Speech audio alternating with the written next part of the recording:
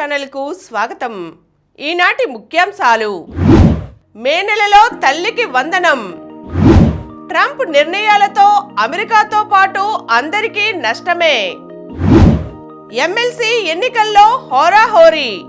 3 స్థానాలకు పోలింగ్ రేపు. అతనే సత్యవర్ధన్ అని నాకు తెలీదు. విచారణలో వంశీ వ్యాఖ్యలు. బంగాళాఖాతంలో భూకంపం. భారత తొలి హైపర్ లూప్ టెస్ట్ ట్రాక్ సిద్ధం. వైకాపాను తట్టుకుని నిలబడ్డ చంద్రబాబుకు హ్యాట్స్ ఆఫ్. ఉప ముఖ్యమంత్రి పవన్ కళ్యాణ్. కాల్ మెర్జింగ్ ఓ నయా మోసం. 80 ఏళ్ల వయసని కృష్ణకేం తెలుసు. వయసు మీద పడ్డ ఈతలో అద్భుతాలు. ఈరోజు వార్తలను చూద్దాం. మే నెలలో తల్లికి వందనం. వెంటిలేటర్పై ఉండే రాష్ట్ర ఆర్థిక పరిస్థితిని, రాష్ట్రాన్ని కేంద్ర ప్రభుత్వ సాయంతో ఇప్పుడిప్పుడే బయటకు తీస్తున్నాం. ఎన్నికల మేనిఫెస్టోలో చెప్పిన ప్రతి హామీని అమలు చేస్తాం. చిత్తశుద్ధితో కష్టపడి మాట నిలబెట్టుకుంటాం. రాష్ట్రాన్ని పునర్నిర్మించడానికి డబుల్ ఇంజిన్ సర్కార్ ఉండాలన్న లక్ష్యంతో తెలుగుదేశం, జనసేన, భాజపా కలిశాయి, విజయం సాధించాయి. ప్రధాని సకాలంలో స్పందించి అన్ని విధాలా సహకరిస్తున్నారు. ఎన్డీఏ ప్రభుత్వం ఏర్పడ్డాక అమలవుతున్న పథకాలు, హామీలు, సూపర్ 6లోని మిగతా పథకాల అమలుకు చేపట్టిన చర్యలను ముఖ్యమంత్రి శాసనసభలో వివరించారు. గవర్నర్ ప్రసంగానికి ధన్యవాదాలు తెలిపే తీర్మానంపై చర్చకు సమాధానమిస్తూ సభలో మంగళవారం సాయంత్రం ఆయన మాట్లాడారు. మే నెలలోనే తల్లికి వందనం ఇవ్వబోతున్నామని, అన్నదాత సుఖీభవతో పాటు టీచర్ పోస్టులను భర్తీ చేస్తామని వెల్లడించారు. అతనే సత్యవర్ధన్ అని నాకు తెలీదు. తొలి రోజు కస్టడీలో పోలీసులు అడిగిన కీలకమైన ప్రశ్నలకు తనకేమీ తెలియదని, గుర్తులేదని వైసీపీ నేత వల్లభనేని వంశీ సమాధానాలిచ్చారు. సత్యవర్ధన్ తన ఇంటికి వచ్చి రాత్రంతా ఉన్నాడని, కానీ అతనే సత్యవర్ధన్ అని తనకు తెలియదని చెప్పుకొచ్చారు. 2.5 గంటల విచారణలో పోలీసులు వంశీని సుమారు 20 ప్రశ్నలకు పైగా అడిగారని, కొన్ని వీడియోలు చూపి ప్రశ్నించారని తెలిసింది. అన్ని ప్రశ్నలకు ఆయన దాటవేసే ధోరణిలోనే జవాబులిచ్చారు. కాగా కృష్ణలంక పోలీస్ స్టేషన్లో 2వ రోజైన ఈరోజు కూడా విచారణ జరగబోతోంది. బంగాళాఖాతంలో భూకంపం. బంగాళాఖాతంలో మంగళవారం ఉదయం 6 గంటల 10 నిమిషాలకు భూకంపం సంభవించింది. దీని తీవ్రత రిక్టర్ స్కేలుపై 5.1గా నమోదైంది. పూరీ తీరానికి 286 కిలోమీటర్లు, భువనేశ్వర్కు 297 కిలోమీటర్లు, గోపాల్పూర్కు 394 కిలోమీటర్ల దూరంలో బంగాళాఖాతంలో ఈ భూకంపం సంభవించింది. సముద్రం దిగువన 91 కిలోమీటర్ల లోతులో దీని కేంద్ర బిందువును గుర్తించారు. దీని ప్రభావంతో గోపాల్పూర్, పూరి, భువనేశ్వర్, పరదీప్, బాలేశ్వర్ ప్రాంతాలలో 2 నుంచి 3 సెకన్ల పాటు భూమి కంపించింది. అయితే ఎక్కడా నష్టం వాటిల్లలేదు. ఎమ్మెల్సీ ఎన్నికల్లో హోరాహోరీ. రాష్ట్రంలో 3 ఎమ్మెల్సీ స్థానాలకు జరుగుతున్న ఎన్నికల్లో ప్రధాన పక్షాల అభ్యర్థుల మధ్య పోటీ హోరాహోరీగా ఉంది. ఉమ్మడి గుంటూరు, కృష్ణా, తూర్పు, పశ్చిమ గోదావరి జిల్లాల పట్టభద్రులు, ఉత్తరాంధ్ర ఉపాధ్యాయ నియోజకవర్గాల ఎమ్మెల్సీ ఎన్నికలకు పోలింగ్ గురువారం జరగనుంది. మంగళవారం సాయంత్రంతో ప్రచారం ముగిసింది. ఈ ఎన్నికల్లో అధికార కూటమి తరపున 2 పట్టభద్రుల ఎమ్మెల్సీ స్థానాలకు తెదేపా అభ్యర్థులు బరిలో ఉన్నారు. వారికి 2 చోట్ల పీడీఎఫ్ నుంచి గట్టి పోటీ ఎదురవుతోంది. ఈ 2 స్థానాలను దక్కించుకునేందుకు కూటమి పార్టీలు సర్వశక్తులు ఒడ్డి ప్రచారం చేశాయి. ఉత్తరాంధ్ర ఉపాధ్యాయ ఎమ్మెల్సీ నియోజకవర్గ ఎన్నికల్లో 3 ప్రధాన అభ్యర్థుల మధ్య పోటీ నువ్వా నేనా అన్నట్టుగా ఉంది.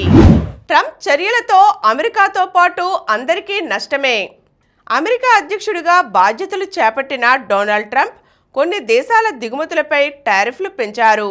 వీటి ప్రభావం ఎలా ఉంటుందనే అంశంపై ఇప్పుడు ఆసక్తి నెలకొంది. ఈ క్రమంలో ట్రంప్ ఈ తరహా బెదిరింపుల వరకే ఆగిపోతారా, తదుపరి చర్యలు తీసుకుంటారా అనేది వేచి చూడవలసిందే. ట్రంప్ చర్యలపై ఆయా దేశాలు ఎలా స్పందిస్తాయి అన్నది కీలకమే.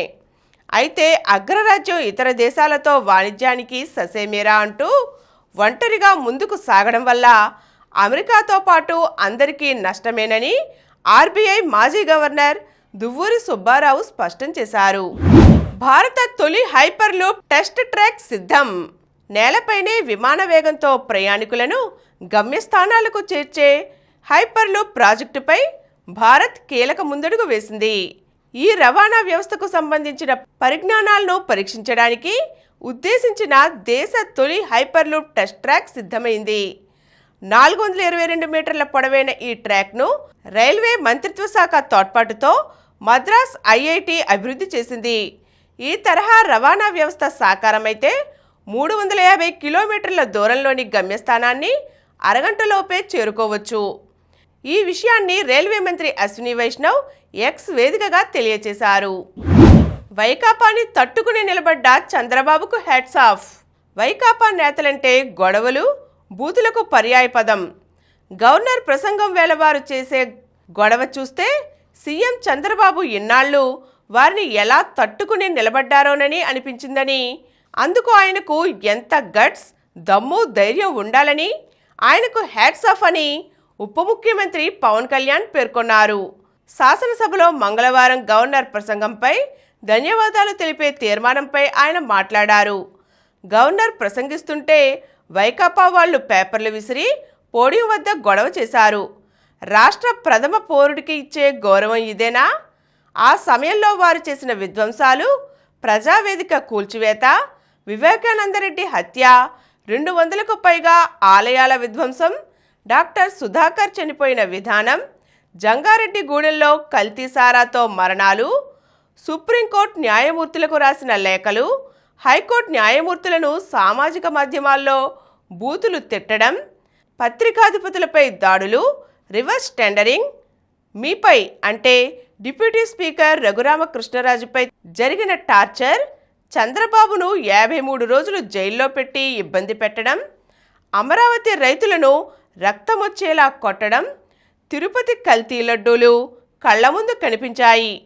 అవన్నీ మారాలనే ప్రజలు అత్యంత బలంగా మనల్ని ఇక్కడ కూర్చోపెట్టారు. వైకాపా ఎమ్మెల్యేలు, ఎమ్మెల్సీల ప్రవర్తనను ఖండిస్తూ ప్రభుత్వం తరపున గవర్నర్కు క్షమాపణలు చెబుతున్నామని ఆయన పేర్కొన్నారు. ఏ వీసీని బెదిరించామో చెప్పండి, ఏ వీసీని బెదిరించి రాజీనామా చేయించామో చెప్పమనండి, ఛాలెంజ్ చేస్తున్నా, సభలో ఆధారాలు ప్రవేశపెట్టమనండి అని మంత్రి లోకేష్ తీవ్ర ఆగ్రహాన్ని వ్యక్తం చేశారు. మండలిలో గవర్నర్ ప్రసంగానికి ధన్యవాదాలు తెలిపే తీర్మానంపై వాడీవేడిగా చర్చ జరిగింది. కూటమి ప్రభుత్వ బెదిరింపుల కారణంగా 17 మంది వైస్ ఛాన్సలర్లు రాజీనామా చేశారంటూ వైకాపా ఎమ్మెల్సీ చంద్రశేఖర్ రెడ్డి చేసిన వ్యాఖ్యలపై ఆయన స్పందించారు. సభలో పలుమార్లు అధికార ప్రతిపక్ష సభ్యుల మధ్య తీవ్ర వాగ్వాదం చోటు చేసుకుంది. ఎవరు బెదిరించారో చెబితే చర్యలు తీసుకుంటాం, మా మీద రాళ్లు వేసి వెళ్తే కాదు, విశ్వవిద్యాలయాలు గవర్నర్ ఆధ్వర్యంలో నడుస్తాయి, ఆయనను కించపరిచేలా వైకాపా ఎమ్మెల్సీల వ్యాఖ్యలు ఉన్నాయి, ఆధారాలు ఇస్తే విచారణకు ఆదేశాలు ఇస్తాం, మేం వీసీ పదవుల నియామకాన్ని పారదర్శకంగా నిర్వహించాం, ఉన్నత విద్యావేత్తలను నియమించామని లోకేష్ పేర్కొన్నారు. శివ దర్శనానికి వెళ్తుండగా భక్తులపై ఏనుగుల బీభత్సం. మహాశివరాత్రి పర్వదినం సందర్భంగా అన్నమయ్య జిల్లా ఓబులవారిపల్లె నుంచి 37 కిలోమీటర్ల దూరంలో ఉన్న తలకోనలో సిద్ధేశ్వర స్వామిని దర్శించుకోవడానికి అర్ధరాత్రి 1 గంటకు 30 మంది భక్తులు కాలినడకన బయలుదేరి వెళ్లారు. అప్పటి వరకు శివనామస్మరణతో మార్మోగిన శేషాచల అడవులు ఒక్కసారిగా ఏనుగుల గుంపు దాడితో బేతావహంగా మారాయి. బస్సు సౌకర్యం ఉన్నా నడిచి వెళ్లి స్వామిని దర్శించుకొని జాగారం చేస్తేనే పుణ్యం వస్తుందన్న నమ్మకంతో వెళ్లిన వారు గజరాజుల దాడికి గురై మృత్యువాత పడ్డారు. ఓబులవారిపల్లె మండలం గుండాలకోన వద్ద భక్తులపై సోమవారం రాత్రి ఏనుగుల దాడితో ఒక మహిళ సహా 3 మృతి చెందారు. మరో 4 తీవ్రంగా గాయపడ్డారు. 80 ఏళ్ల వయసని కృష్ణకేం తెలుసు? 6 పదుల వయసు దాటితే చాలామంది నడవడానికే కష్టపడుతుంటారు. కాళ్ళు నడుము నొప్పులతో నిల్చోవడానికే ఇబ్బంది పడతారు. కానీ వీళ్ళు మాత్రం చాలా ప్రత్యేకం. 8 పదుల వయసులోనూ కిలోమీటర్ల దూరాన్ని సునాయాసంగా ఈదేస్తున్నారు. కృష్ణానదిని అలవోకగా దాటేసి ఆశ్చర్యపరుస్తున్నారు. సముద్రాల్లోనూ చేపల్లా దూసుకుపోతూ ఔరా అనిపిస్తున్నారు. విజయవాడ సమీపంలోని ఉండవల్లిలో ఉన్న ఆక్వా డెవిల్స్ క్లబ్లో 80 ఏళ్లకు పైగా వయసున్నవారు 10 మంది వరకు ఉన్నారు. వీరిలో మహిళలు ఉన్నారు. జీవితంలో ఎంత సంపాదించినా ఆరోగ్యం లేనిదే దాన్ని అనుభవించలేమని, అందుకే ఆరోగ్యం కోసం రోజూ కాస్త కష్టపడాలని యువతకు సందేశమిస్తున్నారు వీరు. వయసు మీద పడ్డా ఈతలో అద్భుతాలు చేసేస్తున్నారు. కాల్ మెర్జింగ్ ఓ నయా మోసం. కాల్ మెర్జింగ్ మోసమంటే మోసగాళ్లు కాల్ను మెర్జి చేయించి మనకు తెలియకుండానే మన నుంచే రహస్య సమాచారాన్ని, ముఖ్యంగా ఓటీపీలను తెలుసుకోవడానికి పన్నే పన్నాగం. మోసగాళ్లు ముందుగా ఫోన్ చేస్తారు. ఆ నంబరు మనకు తెలిసింది కాదు, కానీ మాటలతో మభ్యపెట్టి మీ స్నేహితుడో దగ్గరి బంధువో మీ నంబరు ఇచ్చారని నమ్మకంగా చెబుతారు. ఒక వేడుకను నిర్వహిస్తున్నామనో లేదా బహుమతులనో ఆశ చూపుతారు. ఆ కాల్ మాట్లాడుతుండగానే తెలియని మరో నంబర్ నుంచి మరో ఫోన్ వస్తుంది. అది మీ స్నేహితుడిదేనని, ఇంతకు ముందే అతడితో మాట్లాడితే మీకు మరో నెంబర్ నుంచి కాల్ చేస్తానని చెప్పారని అంటారు. ఆ కాల్ను మెర్జ్ చేయాలని సూచిస్తారు. కాల్ను మెర్జ్ చేస్తే పోయేదేముందని చాలామంది అనుకుంటారు. కానీ నిజానికి ఆ రెండో కాల్ స్నేహితుడి నుంచి వచ్చింది కాదు. బ్యాంక్ నుంచి వచ్చే వన్ టైం పాస్వర్డ్ లావాదేవీకి సంబంధించిన కాల్. ఇప్పుడు చాలామంది ఫోన్ కాల్తోనూ ఓటీపీని గ్రహిస్తున్నారు.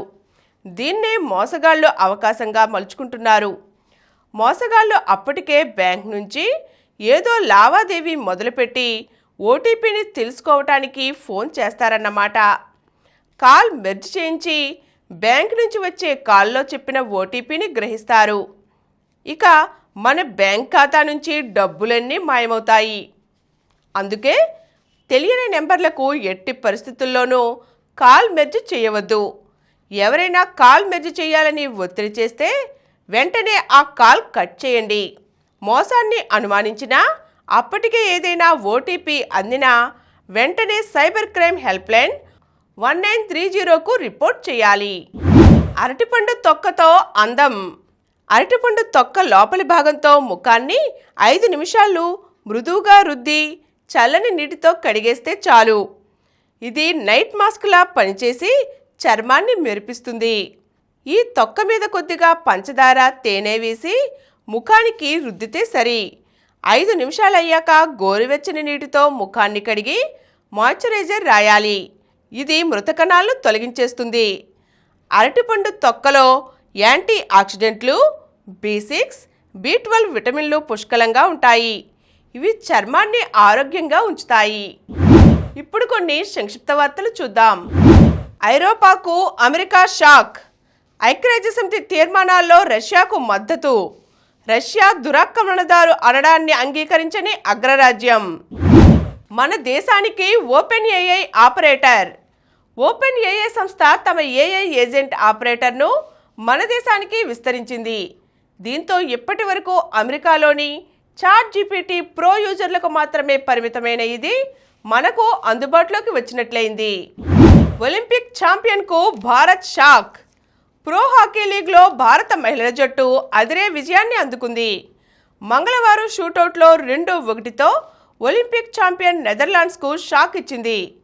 నిర్ణీత సమయంలో 2 జట్లు 2-2 గోల్స్తో సమంగా నిలిచాయి. అమ్మ ఒడిని చూడని వారు అంగట్లో సరుకయ్యారు. పసికందులను విక్రయిస్తున్న ముఠా గుట్టురట్టు. గుజరాత్ నుంచి తీసుకువచ్చి హైదరాబాదులో అమ్ముతున్నారు. 4 చిన్నారులను రక్షించి సిడబ్ల్యూసీకి అప్పగించిన పోలీసులు. టాప్ లేపిన ఢిల్లీ, గుజరాత్పై ఘన విజయం. మహిళల ప్రీమియర్ లీగ్ 3వ సీజన్లో ఢిల్లీ క్యాపిటల్స్ 3వ విజయం సాధించింది. మంగళవారం ఆ జట్టు 6 వికెట్ల తేడాతో గుజరాత్ జైంట్స్పై ఘన విజయం సాధించింది. WPLలో ఈనాడు ముంబై వర్సెస్ యూపీ. ఛాంపియన్స్ ట్రోఫీలో నేడు ఇంగ్లాండ్ వర్సెస్ ఆఫ్ఘనిస్తాన్. మరిన్ని వార్తా విశేషాలతో రేపటి సమరం న్యూస్లో తిరిగి కలుద్దాం. Thank you.